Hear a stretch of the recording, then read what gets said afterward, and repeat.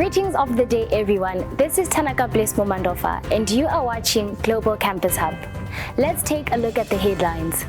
The UN officials said more than a million people in Gaza face a risk of acute malnutrition. Gambia votes to reverse landmark ban on female genital mutilation. Putin's victory in the election was criticized as illegitimate. African National Congress takes the new opposition party to court. Now let's take a look at the news in detail. Northern Gaza could be hit by famine anytime between mid-March and May. The United Nations-backed report published on Monday has warned that more than 70% of Gaza's 2.3 million population is facing catastrophic hunger. 300,000 people remain trapped in northern Gaza, where people have resorted to eating animal feed in desperation, and at least 27 children have died of malnutrition in recent weeks as Israel has blocked the delivery of aid supplies, including food. The first aid trucks in months entered northern Gaza on Sunday. The entire population in Gaza is experiencing high levels of acute food shortage, with around 1.1 million people, or half the population, living through catastrophic food insecurity, according to the report by UN-backed Integrated Food Security Phase Classification. The UN High Commissioner for Refugees defines famine as a situation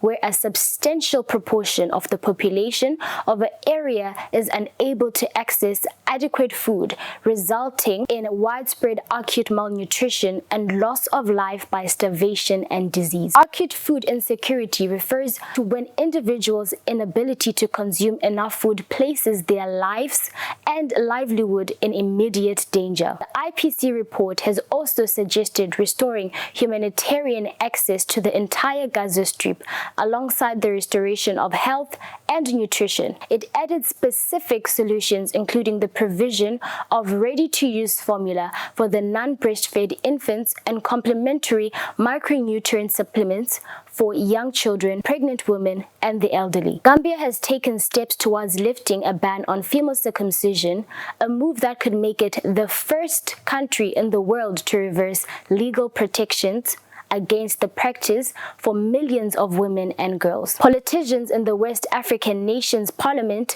voted 42-4 on Monday to advance the controversial bill, which could repeal a landmark 2015 ban on female genital mutilation that made the practice punishable by up to 3 years in prison.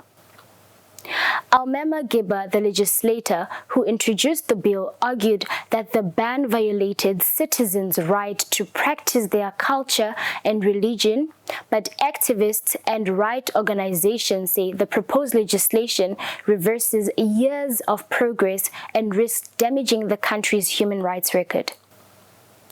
The debate over repealing the ban imposed by former Gambian President Yahya Jammeh, who ruled the country with an iron fist for 22 years before being toppled in 2016, has divided the nation. The debate flared up in August when 3 women were fined for carrying out FGM on 8 infant girls, becoming the first people convicted under the law. The bill will now be sent to the Parliamentary Committee for further scrutiny before the 3rd reading, and a process that is expected to take 3 months. The committee can make amendments to the measure. Early results show Putin winning 87% of the vote, the highest ever results in Russia's post-Soviet history. Russian President Vladimir Putin's election victory has been wildly criticized as lacking democratic legitimacy, as he cast the outcome as a vindication of his decision to defy the West and invade Ukraine. In an address from his campaign, Putin said the following: "No matter who or how much they want to intimidate us, no matter who or how much they want to suppress us, our will, consciousness, no one has ever succeeded in anything like this in history." About 60% of precincts counted, the results remain. Putin will overtake Joseph Stalin and become Russia's longest-serving president in more than 200 years. Nationwide turnout was 74.22%, with polls closed surpassing 2018 levels of 67.5%. Putin's victory was never in doubt, as his critics are mostly in jail, in exile, or dead, while public criticism of his leadership has been stifled. The United States of America said the vote was neither free nor fair, and the United Kingdom Foreign Secretary David Cameron said in a post on X that the vote was not what free and fair elections look like. In Ukraine, President Volodymyr Zelensky said this election fraud has no legitimacy and cannot have any. The elections came more than 2 years after Putin's February 2022 full-scale invasion of Ukraine, which is Europe's deadliest conflict since the World War II. South Africa's ruling party, the African National Congress, is suing the independent electoral body and a rival political party, which was led by the former president, highlighting the divisions ahead of what could be the most crucial elections of the last 30 years in the country. ANC says the new Umkhonto weSizwe, the Spears of the Nation party, did not meet the registration criteria in September. The case opened on Tuesday before the Electoral Court in Bloemfontein, in the center of the country. The new party, also known as MK and led by ex-South African president and former ANC leader Jacob Zuma, could be deregistered and unable to contest in the contest on May the 29th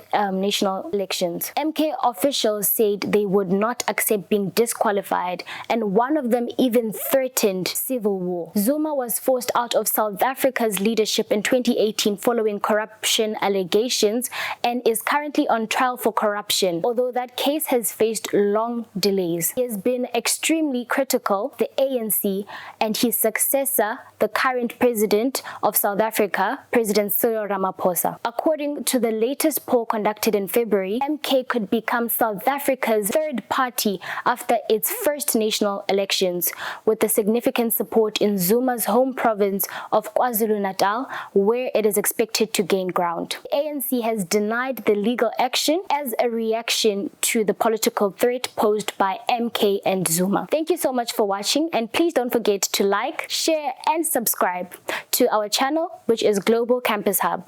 You can also follow us on our department page on Instagram, which is at UIMS Chandigarh. Thank you.